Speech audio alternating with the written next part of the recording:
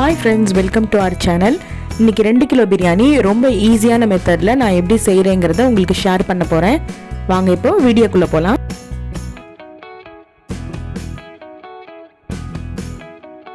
ஒரு சின்ன ஃபங்க்ஷனுக்காக நம்ம 2 கிலோ பிரியாணி பிளான் பண்ணியிருக்கோம்.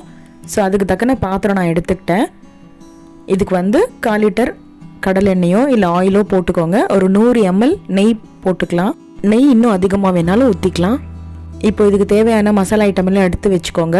2 கிலோ பிரியாணின்றதுனால ஒரு 5-6 பிரிஞ்சி இலை, அப்புறம் பட்டை, ஸ்டார் அனீஸ், அப்புறம் ஏலக்காய் ஒரு 10 ஏலக்காய் போட்டுக்கோங்க. பிரியாணிக்கு நல்ல ஃப்ளேவர் கொடுக்கறது ஏலக்காய் தான். இது ஜாதிபத்திரி. அவ்வளோதான். இந்த இன்க்ரீடியன்ஸ் தான் நான் யூஸ் பண்ணுவேன். தாளிக்கிறதுக்கு இவ்வளோ ஸ்பைஸ் போட்டால் போதும். நமக்கு இன்னும் எக்ஸ்ட்ரா ஸ்பைஸியாக பிரியாணி வேணும் அப்படின்னா நம்ம பவுடராக கொஞ்சம் போட்டுக்கலாம்.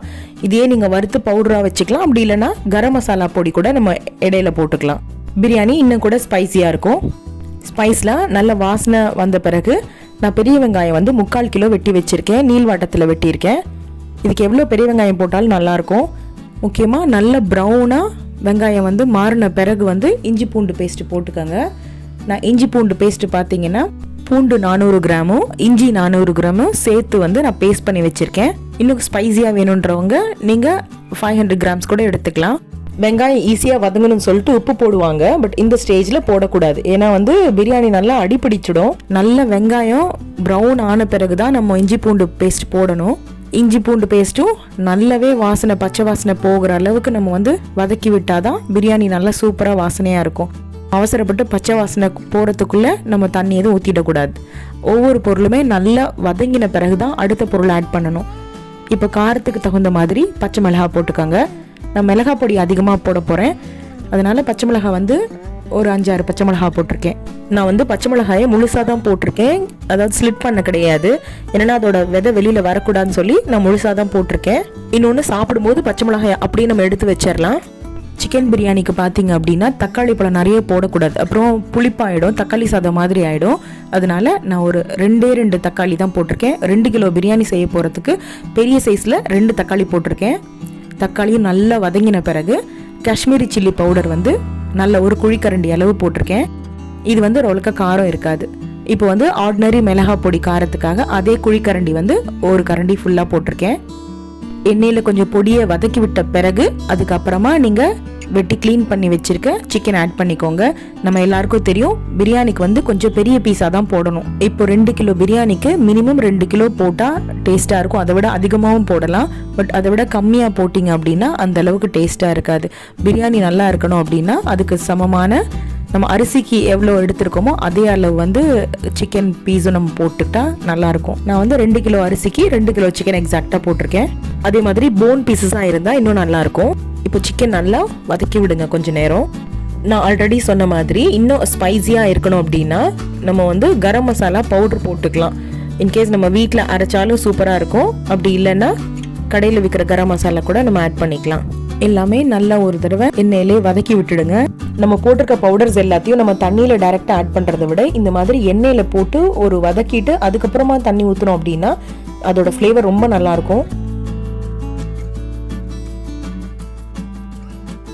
அடிப்பிடிக்காமல் அப்பப்போ கிண்டி விடுங்க. இப்போ ஒரு கை அளவு மல்லி இலையும் ஒரு கை அளவு புதினா இலையும் போட்டுக்கோங்க. ஏன்னா மல்லியும் புதினாவும் தான் பிரியாணியோட ஸ்மெல் எடுத்து கொடுக்கும். நல்லா வதக்கி விட்ட பிறகு நம்ம இஞ்சி பூண்டு எவ்வளோ அளவு போட்டோமோ அதே அளவு இப்போ நான் தயிர் போடுறேன்.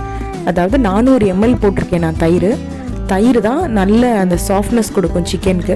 நம்ம தயிரும் இதில் போட்டுக்கிறதுனால தான் தக்காளி பழம் 2 போதும்னு நான் சொன்னேன். ஏன்னா ரொம்ப புளிப்பாயிடும். அதுக்கப்புறமா தயிர் ரொம்ப புளிப்பு இல்லாமல் இருக்கணும். அப்புறம் முடிஞ்ச அளவுக்கு எவ்வளோ திக்காக இருந்தாலும் நல்லாயிருக்கும். இப்போ அடுத்து பார்த்தீங்கன்னா தண்ணி அளவு.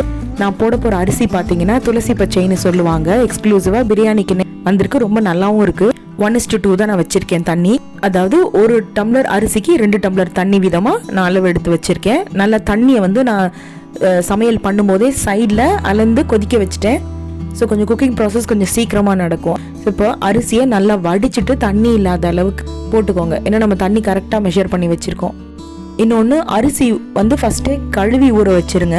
ஊற வச்ச பிறகு நம்ம அரிசியை டிஸ்டர்ப் பண்ணக்கூடாது, உடஞ்சிடும். அதுக்கப்புறம் அதிகபட்சமாக ஒரு 1/2 hour ஊறினா போதும். நான் அரிசி ஊற வச்சுட்டு அதுக்கப்புறம் வெங்காயம் தக்காளி வெட்டினேன்னா எனக்கு கரெக்டாக இருக்கும் டைமு. ஸோ தண்ணி கொஞ்சம் கூட இல்லாமல் எல்லா அரிசியும் ஆட் பண்ணிட்டேன்.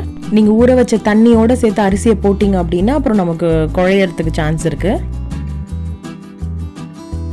உப்பு தேவையான அளவு போட்டுக்கோங்க. நான் உப்பு போட்டது ஷூட் பண்ணேன், அது மிஸ் ஆகிடுச்சு போல். நல்லா கவனிச்சு பார்த்தீங்க அப்படின்னா உப்பு போட்ட உடனே நம்ம வீட்டில் பிரியாணி அப்படிங்கிறது எல்லா வீட்டுக்கும் தெரிஞ்சிடும். அவ்வளோ வாசனை நல்லா வரும்.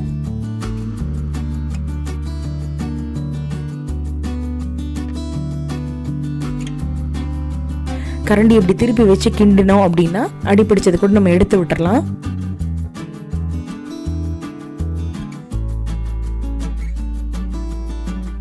இப்போ ஒரு 15 மினிட்ஸில் பார்த்தீங்க அப்படின்னா தண்ணி எல்லாம் பாருங்கள் குறைஞ்சிருச்சு. இந்த பதம் தான் ரொம்ப முக்கியமான டைம்.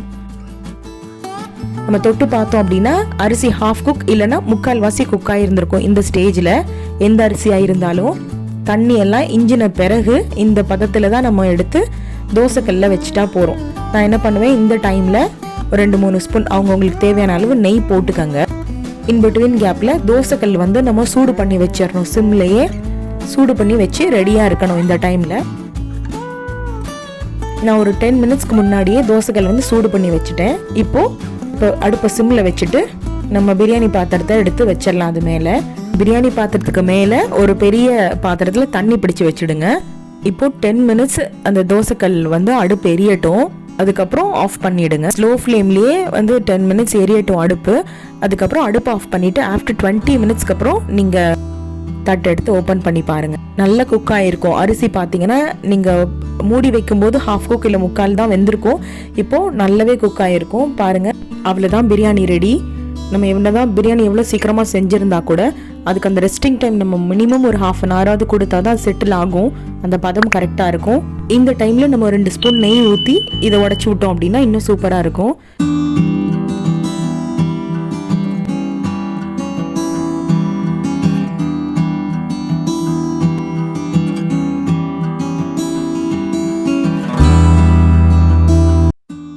பிரியாணி நம்ம செய்ய கற்றுக்கிட்டோம் அப்படின்னாலே நமக்கு நிறைய செலவு மிச்சம்னு வச்சுக்கோங்க. ஏன்னா குழந்தைங்க இப்போ இருக்கவங்க எல்லாருமே பிரியாணி ரொம்ப ஃபேவரட் ரெசிபியாக இருக்குது. ஸோ நம்ம பிரியாணி வந்து நினைக்கிற அளவுக்கு ரொம்ப கஷ்டமான ஒரு ரெசிபியும் கிடையாது. பிகினர்ஸ் கூட ஈஸியாக வந்து நம்ம ட்ரை பண்ணலாம். இதுக்கு மசாலா எக்ஸ்க்ளூசிவ் அது இது எதுவுமே தேவையில்லை. நம்ம மிளகாத்தூள் இஞ்சி பூண்டு மட்டும்தான் இதோட மெயின் இன்க்ரீடியண்ட்டு. நான் சொன்ன மெஷர்மெண்ட்டோட அதே குறிப்புகளை பயன்படுத்தி நீங்கள் செஞ்சு பாருங்கள். அட்டகாசமாக வரும் பிரியாணி. இப்போ தான் நம்ம வீடியோ ஃபர்ஸ்ட் டைம் பார்க்குறீங்க அப்படின்னா ப்ளீஸ் சப்ஸ்கிரைப் பண்ணிக்கோங்க. அப்போ தான் நான் போடுற எல்லா வீடியோஸோட நோட்டிஃபிகேஷனும் உங்களுக்கு வரும். இன்னும் சப்ஸ்கிரைப் பண்ணலை அப்படின்னா உங்களோட ரைட் ஹேண்ட் சைடில் கீழே சின்னதாக சப்ஸ்கிரைப் அப்படின்னு ரெட் கலரில் பட்டன் இருக்கும். அதை ப்ரெஸ் பண்ணிங்க அப்படின்னா ஆட்டோமேட்டிக்காக சப்ஸ்கிரைப் ஆகிடும். ஓகே, ரொம்ப தேங்க்ஸ் சப்ஸ்கிரைப் பண்ணதுக்கு. ஏன்னா உங்களோட கமெண்ட்ஸ் அண்ட் சப்ஸ்கிரிப்ஷன் என்னை அவ்வளோ என்கரேஜ் பண்ணுது.